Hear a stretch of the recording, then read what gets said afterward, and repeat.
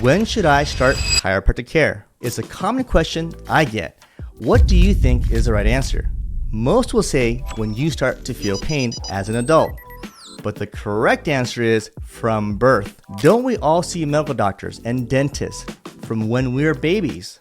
Your spine is also a part of you from day one and experiences stress, falls, and injuries. Electronics are causing bad posture and tech neck in kids now. So the healthiest thing you can do for your spine is to get under chiropractic care as a child. So now you know the answer to